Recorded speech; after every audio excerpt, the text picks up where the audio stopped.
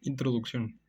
La economía pública es el conjunto de decisiones económicas que toma el Estado para responder a las necesidades colectivas de la población, y su instrumento principal es el presupuesto nacional. Este capítulo nos introduce al modo en que el Estado ecuatoriano administra sus ingresos y egresos a través del presupuesto general del Estado, herramienta clave para asegurar el funcionamiento institucional y la provisión de servicios como salud, educación y seguridad. Se abordan los distintos tipos de ingresos del Estado, que pueden ser fijos como impuestos o variables como los ingresos por exportaciones, así como los tipos de gastos corrientes para mantener el aparato estatal y de inversión destinados a infraestructura y desarrollo. También se analiza el proceso participativo en la elaboración del presupuesto, las políticas monetarias que lo acompañan y el papel estratégico de sectores clave como la energía, telecomunicaciones y recursos naturales. Justificación. En la parte de justificación tenemos que el análisis de economía pública y presupuesto nacional resulta esencial porque revela la contradicción entre los mandatos constitucionales de desarrollo social y las limitaciones estructurales del modelo económico ecuatoriano. El presupuesto refleja tensiones irresueltas, ya que el 65% del gasto se asignan a áreas sociales.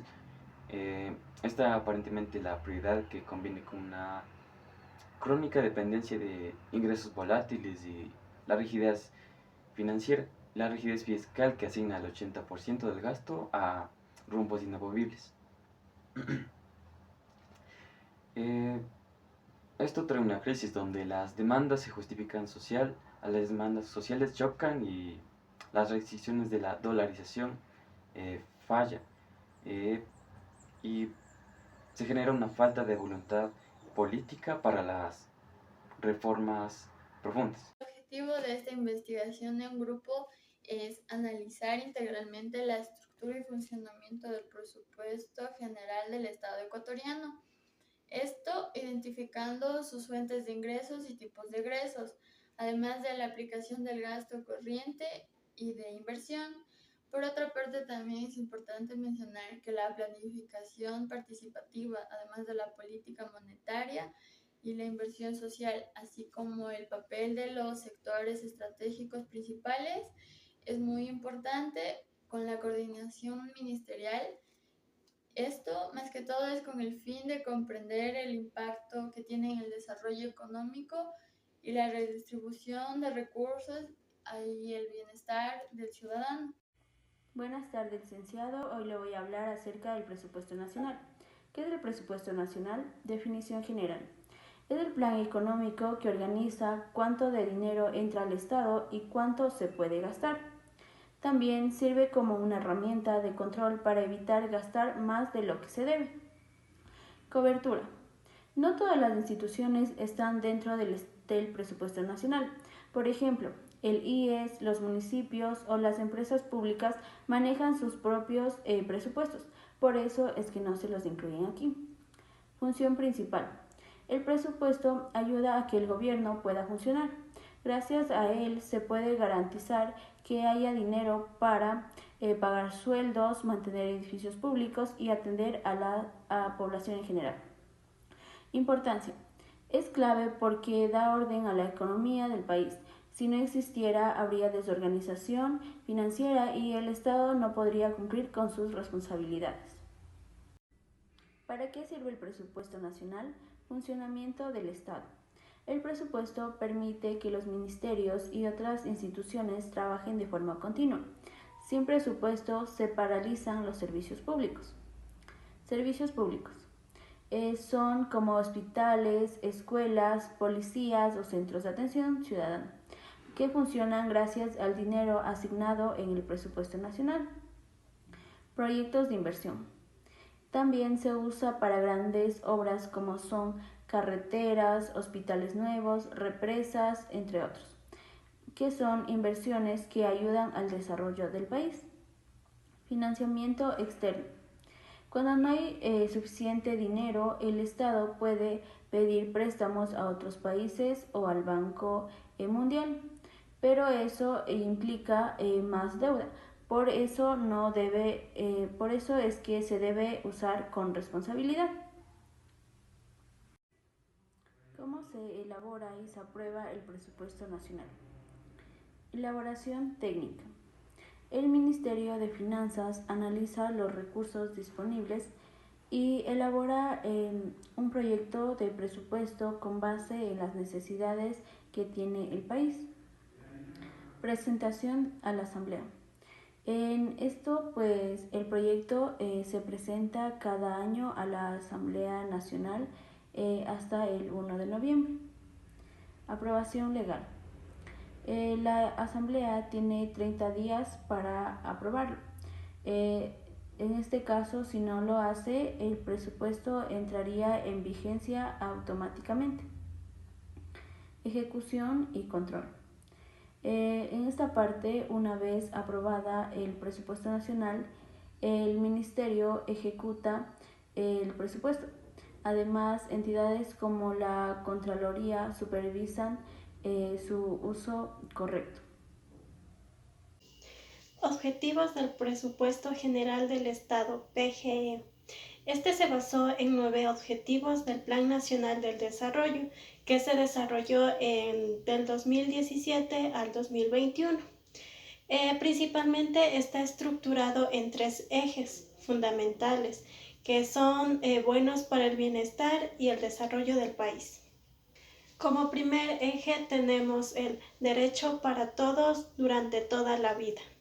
Este establece la protección a las familias más vulnerables, afirma la plurinacionalidad e interculturalidad, y entre ellos tenemos el primero, el segundo y el tercer objetivo, que son: el primero, garantizar una vida digna con iguales oportunidades para todas las personas. El segundo, afirmar la interculturalidad y plurinacionalidad, valorizando las identidades diversas. Y el 3, que es garantizar los derechos de la naturaleza para las actuales y futuras generaciones. En el eje número 2, que es la economía al servicio de la sociedad. Este establece las acciones políticas que deben realizarse para que los bienes y servicios producidos y comercializados beneficien a todos los ecuatorianos. Tenemos el objetivo 4, que es consolidar la sostenibilidad del servicio económico, social y solidario, y afianzar la dolarización. El quinto objetivo, que es impulsar la productividad y competitividad para el crecimiento económico sustentable de manera redistributiva y solidaria. Y en el sexto objetivo está desarrollar las capacidades productivas y del entorno para lograr la soberanía alimentaria y el desarrollo rural integral. Y por último tenemos el eje número 3, que es más sociedad, mejor Estado, en el cual incentiva a una sociedad más activa y participativa. Se enfatiza a la conformación de una sociedad transparente como un elemento fundamental del proceso del desarrollo. En ella tenemos el objetivo 7, que es incentivar una sociedad participativa con un Estado cercano al servicio de la ciudadanía. El objetivo 8, que es promover la transparencia y la corresponsabilidad para una nueva ética social. Y por último, el objetivo 9, que es garantizar la soberanía y la paz y posicionar estratégicamente el país en la región y el mundo. A continuación les voy a hablar sobre los ingresos fijos. Los ingresos fijos son algo predecible y seguro que sabemos que va a ingresar al Estado cada fecha. Es decir, puede ser de manera quincenal, mensual o de distintas maneras, pero es algo que se sabe que va a ingresar en esa fecha y contamos con eso. Un ejemplo de esto son los impuestos, por ejemplo el IVA o el impuesto a la renta, incluso el impuesto a los consumos de servicios básicos. Sería esto como un ejemplo para nosotros, como tener que pagar el agua, la luz o el internet en alguna fecha específica. Es algo con lo que las empresas cuentan de manera habitual y rutinaria. Ingresos. Valor total de todos los bienes y servicios finales producidos en una economía durante un periodo de tiempo determinado en un país. Egresos. Los egresos se pueden clasificar de varias maneras, pero las categorías más comunes son gasto corriente y gasto de inversión. Gasto corriente. Es solventado por los impuestos. Incluye gobiernos autónomos descentralizados, salarios del sector público, comprendiéndose ministerios de educación, salud, y seguridad como policías militares. Gasto de inversión. Se solventa por ingresos petroleros y endeudamiento público y por el presupuesto general del Estado. Son los gastos destinados a la creación o adquisición de activos fijos que incrementan la capacidad productiva del país y generan beneficios a largo plazo, como por ejemplo la infraestructura. Planificación, presupuesto participativo. Primeramente, ¿qué es el presupuesto participativo? Este es un mecanismo democrático mediante el cual la ciudadanía participa activamente en la toma de decisiones, proceso, y las personas también, junto con autoridades del gobierno autónomo descentralizado, el GAT, y otras entidades del régimen. También para proponer situaciones, establecer prioridades de inversiones, garantizando derechos y mejorar la calidad de la vida de la comunidad, además de tener fundamentos legales, que según el artículo 236 del Código Orgánico de Organización Territorial Autónoma, se debe tener en cuenta lo siguiente: un plan operativo anual, un presupuesto del año siguiente, en los que se debe considerar los ingresos, egresos y prioridades del desarrollo y orientamiento. A ver, los objetivos. Tiene como objetivo buscar el fortalecer la democracia y fundamentalizar a la población que tenga la voz de la decisión, además de promover la justicia retributaria de los sectores con mayores necesidades. También fortalecer una gran transparencia entre los pobladores, controlar el gasto público, los cuales participan actores que son gubernamentales, la ciudadanía organizada, también algunos entidades de parroquiales, autoridades del régimen, dependiendo de técnicos y funcionarios, también autoridades electas del GAT, como alcaldes, presidentes parroquiales, en la cual se tiene un presupuesto institucional que asegura la ejecución. Como La política monetaria e inversión social. La política monetaria es una clave dentro de la política económica de un país. Se encarga de manejar todo lo relacionado con el dinero: cuánto circula, cómo se mueve y cómo eso afecta a los precios y al crecimiento económico. El objetivo principal de esta política es mantener la estabilidad de los precios y promover que la economía crezca de manera sostenible. Existen dos tipos de política monetaria. Primero está la política monetaria convencional, que es la que se usa en métodos tradicionales. ¿Cuáles son los métodos tradicionales? Por ejemplo, el control de las tasas de interés oficiales y el manejo de la liquidez, como a través del coeficiente de caja de los bancos, debe mantener. Estas herramientas son comunes y se usan cuando la economía responde normalmente, pero cuando esos métodos tradicionales no dan resultado, entra en juego la política monetaria no convencional. Aquí se aplica estrategias más fuertes o distintas, llamadas no tradicionales, que buscan inyectar o sacar liquidez de la economía usando mecanismos más agresivos. Estas medidas se usan en situaciones especiales, como las crisis económicas. Ahora, hablando de la inversión económica en Ecuador, esto ha tenido un impacto muy importante gracias a las políticas aplicadas en este cambio. Se ha logrado reducir la forma significativa de la pobreza en el país. También se ha mejorado la cobertura de servicios básicos, sobre todo para atender a los grupos más vulnerables de la población del Ecuador. El Ecuador ha avanzado hacia una sociedad más equitativa, donde se han ido reconociendo derechos fundamentales como la salud, la educación, el bienestar y la seguridad social. Todo esto ha hecho que el país no solo sea menos pobre, sino también más justo y con más oportunidades para todos. Buenos días. Hoy les voy a hablar sobre los sectores estratégicos. ¿Qué son los sectores estratégicos? Son aquellos ámbitos de actividad que por su relevancia económica, social, política o ambiental resultan fundamentales para el desarrollo de un país o simplemente por el bienestar de su población. Un sector estratégico es aquel que por distintas razones se considera de vital importancia para la economía o para la propia ciudadanía, y por eso son regulados directamente por el Estado. Según el artículo 313, el Estado tiene el derecho y la responsabilidad de administrar, regular, controlar y gestionar estos sectores, guiándose por principios como la sostenibilidad ambiental, la precaución, la prevención y la eficiencia. Estos sectores, por su trascendencia y magnitud, tienen una influencia decisiva en lo económico, social, político y ambiental. Y su gestión debe estar siempre orientada a garantizar los derechos y el interés de toda la sociedad. Según la Constitución y el Ministerio de Telecomunicaciones, los principales sectores estratégicos son: primero, energía en todas sus formas; segundo, telecomunicaciones; tercero, recursos naturales no renovables; cuarto, transporte y refinación de hidrocarburos; quinto, biodiversidad y patrimonio genético; sexto, espectro radioeléctrico; y séptimo, agua.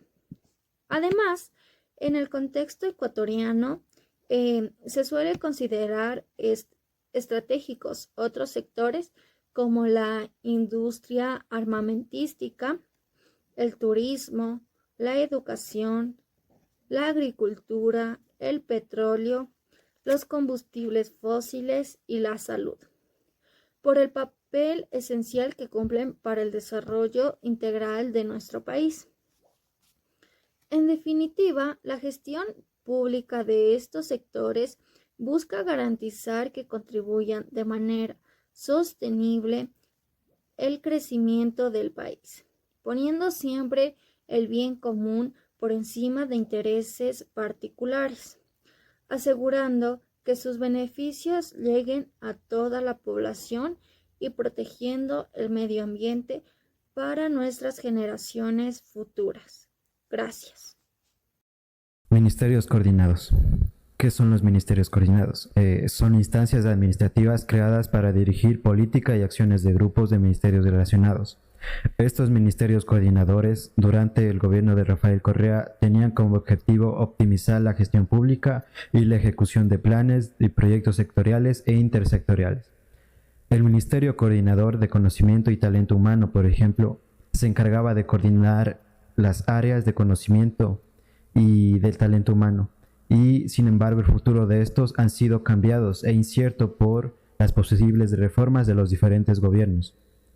El Ministerio de Coordinación es un ente articulado que dirige políticas públicas para alinear proyectos con el Plan Nacional del Buen Vivir, supervisa la eficiencia de instituciones estratégicas, evitando la duplicidad de distintas funciones, garantiza que el Estado priorice áreas como energía limpia, soberanía hídrica y protección ambiental.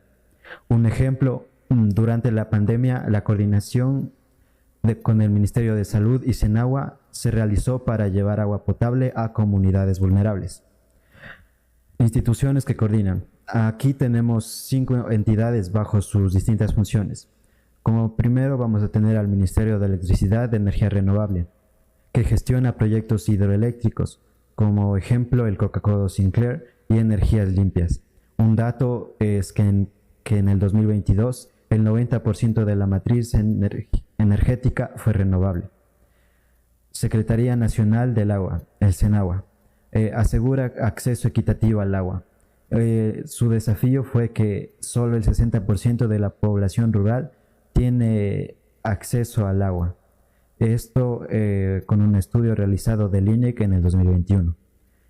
Ministerio de Recursos Renovables, Naturales y No Renovables. Esta regula la minería y el petróleo. Y de controversia existen conflictos por proyectos en zonas indígenas, por ejemplo el Yasuní.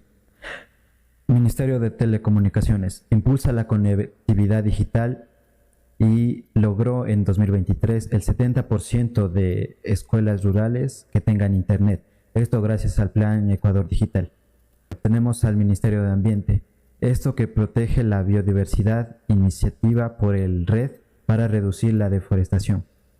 Ahora, ¿por qué son tan estratégicos?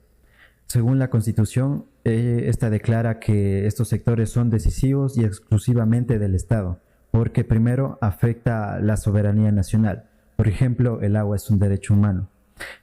Segundo, genera ingresos clave. Por ejemplo, el petróleo financió el 32% del presupuesto en 2022. Y tercero, impacta la vida diaria. Sin energía o telecomunicaciones no existiría la educación o el trabajo remoto. Y en conclusión a toda esta exposición, diremos que el presupuesto nacional ecuatoriano refleja una tensión constante entre la necesidad de financiar servicios sociales prioritarios, como son la educación y la salud, y los límites de impuestos por la rigidez fiscal, la dependencia de ingresos volátiles, como el petróleo y el endeudamiento. Si bien la planificación participativa y la inversión en sectores estratégicos son avances importantes, persisten desafíos críticos: la corrupción, la baja eficiencia del gasto público y la falta de diversificación económica. La sostenibilidad fiscal requerida reformas estructurales que equilibren responsabilidad macroeconomía con justicia social, especialmente con un contexto dolarizado que limita herramientas de política monetaria. Muchas gracias.